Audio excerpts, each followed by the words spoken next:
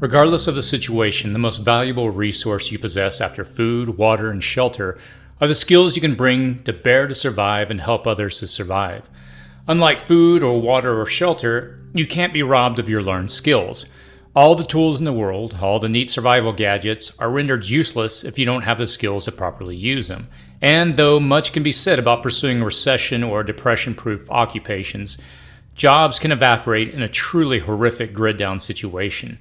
When your job is rendered non-essential, will you have the skills you need to survive? In this video, we'll look at 10 skills to develop that will be sought after and actually paid during a depression. Here are the top 10 skills that would be very valuable to have and would actually generate income in the event of a major economic downturn. Number 1, hunting and fishing. Perhaps one of the oldest skills, hunting and fishing, puts meat on the table. Most people today are heavily reliant upon the meat and fishing industries to put protein on their plates.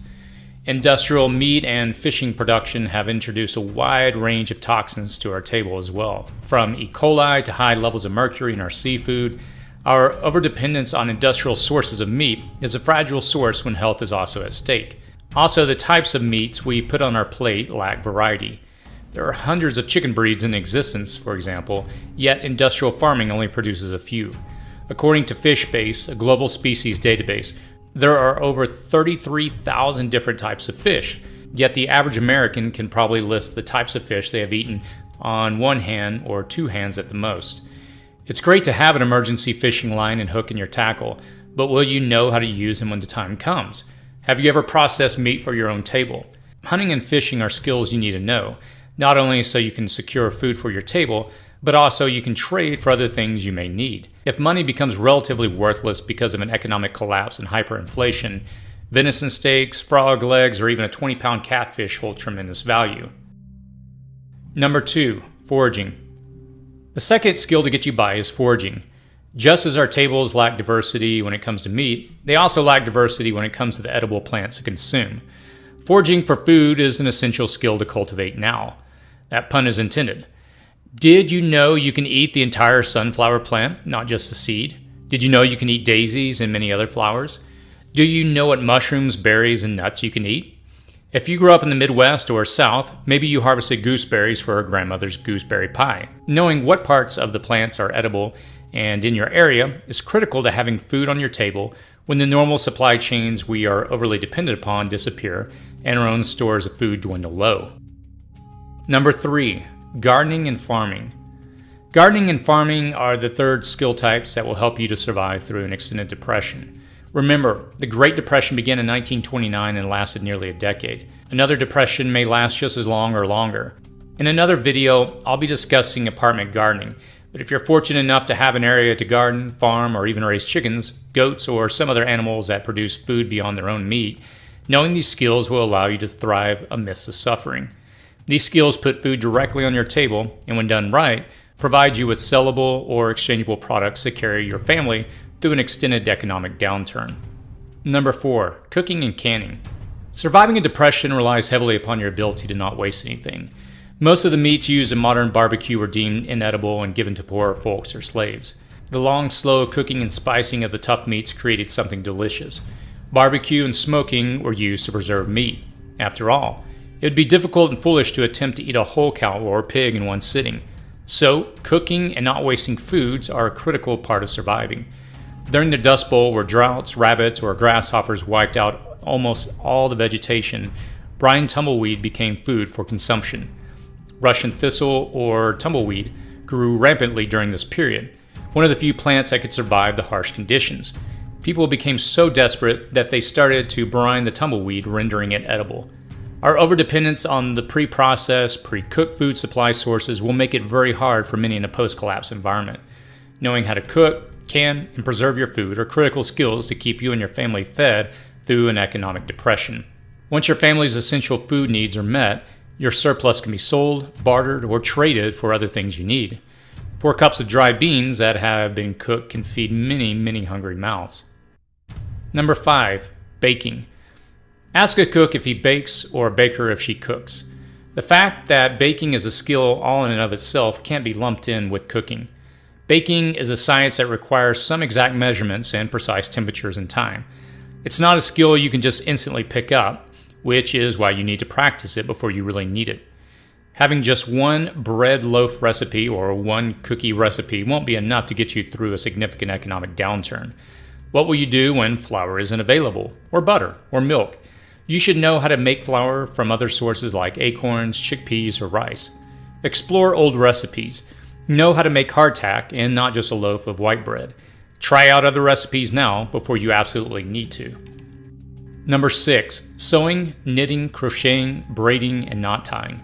Sewing, knitting, crocheting, braiding, knot tying, and any manipulation of textiles or threads and ropes are valuable skills to know in a prolonged economic depression. Whether you're knitting a blanket or hats to keep your children warm, repairing a last pair of jeans to last another year, or harvesting an old sweater to make threads for a fishing net, the manipulation of fabrics and threads are a skill you can't live without.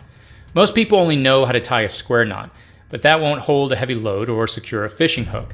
Just as a single strand of rope isn't as strong as multiple strands wound together, the more you know of these sciences, the more likely you are to be able to produce what you need to survive and to have a skill in high demand in a post-collapse society. Number 7. Home brewing and fermentation. I put brewing and fermentation together because the science of how they work is similar. Technically, I could have put it together along with baking, since bread making often involves yeast consuming sugars. That's really all there is to fermenting and homebrewing. Either yeast or bacteria consume available sugars and produce either alcohol or lactic acid. Both of these byproducts are useful in their own ways. That obviously oversimplifies the process. There's much to learn with these skills, and whether you're making beer, mead, dandelion wine, or pickled tumbleweed, these are skills you need to learn now. Making an error in the process can create more waste than usable products.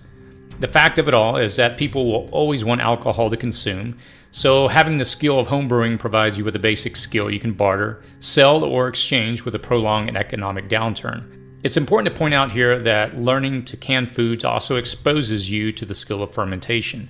Many of these skills overlap with each other. If you harvest cucumbers from your garden, you can extend their usage by knowing how to ferment them into pickles. Number 8. Mechanics and engineering. If it ain't broke, don't fix it, the old adage says, but what do you do when one machine you rely upon most breaks and you have nothing to replace it with? What do you do when you suddenly need something manufactured but you don't know how to? Mechanical and engineering skills are critical. Many of us may remember the amazing ingenuity exhibited by our grandfathers to fix, repair, or innovate a brand new item to fulfill a need to make life easier. Our industrious ancestors used a single steam or diesel engine to do everything from washing clothes to pumping water to threshing crops. Tools are useless unless you know how to use them, and using them well can provide you with a skill in high demand in a prolonged economic depression. Whether you're making what you need, repairing something for someone else, or repurposing what someone else thinks is useless garbage, understanding mechanics and engineering is a life skill that can get you through the toughest of times. Start now to understand this useful skill. Don't throw out that broken computer or fan.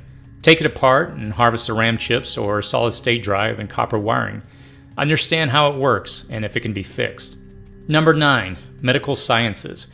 The medical science are another skill that can get you through another Great Depression. You don't have to be a doctor, but you can easily become a certified EMT or certified in CPR. Every skill you learn in the medical sciences will not only increase your chances of survival in a variety of situations, but they will also allow you to care for others.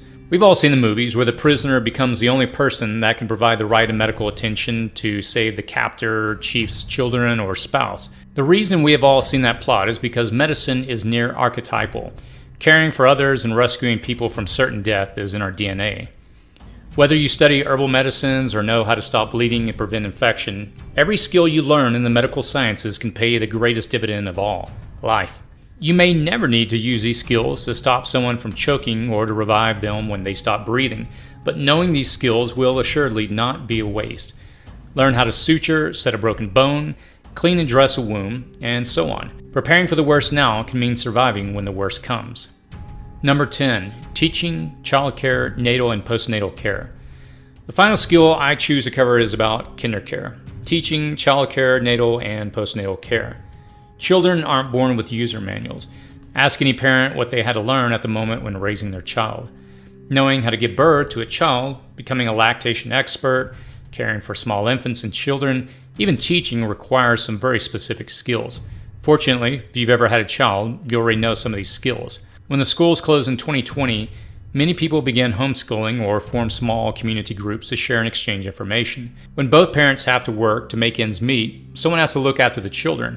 Someone has to teach the children and productively engage their time. People aren't going to want to leave their children with someone they don't perceive to have these skills, so learning them can be very useful. That's a quick overview of the 10 skills that will be in the highest demand during an economic depression. Beyond that, there are skills you will need during an economic crisis that may last for months, years, or even a decade. The nice thing about skills is that once you develop them, you can rapidly deploy them when the situation arises where you need them the most. Whether hunting and fishing, foraging, cooking and canning, baking, sewing and knitting, homebrewing and fermentation, mechanics and engineering, or the care and education of children is your thing, you need to cultivate as many skills as you can now. It's the most essential part of prepping, though it often gets overlooked as people prepare for food, water, and shelter security. But while these 3 basics of survival can be taken away for you or may run in short supply from time to time, skills can leverage your survival chances through an extended crisis. Skills not only increase your ability to survive through a disaster, but they also become a commodity to help you get what you need to continue to survive. It's hard to limit all these great skills out there to just a list of the ones you think are the top 10, so I'd love to hear what you think might be a useful skill during a prolonged economic depression.